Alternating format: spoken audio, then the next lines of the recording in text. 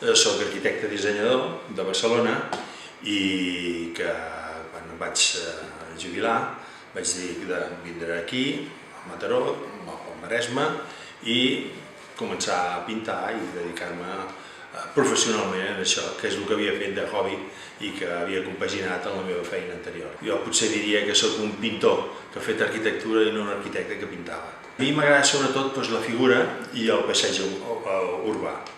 Llavors m'encanta dibuixar fesomies, el cos humà, una paraula.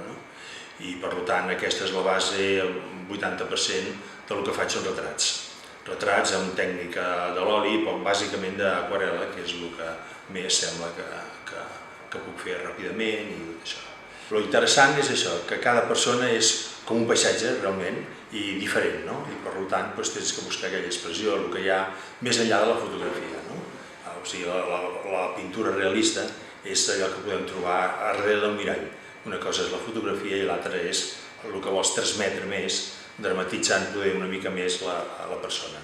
Això és el que intentem, després si ho aconseguim o no, ja és una altra cosa. A mi el món casteller m'agrada molt, i llavors sempre havia fet els de Vilafranca, havia seguit els de Terrassa, al vindre aquí a Mataró, doncs clar, són els de casa, i llavors vaig allà amb ells i els retrato, primer faig les fotografies dels que, com que tenen una cara ja de per si dramàtica, tots quan estan treballant, doncs llavors m'agrada molt, i les criatures, la mainada, m'agrada fer-los.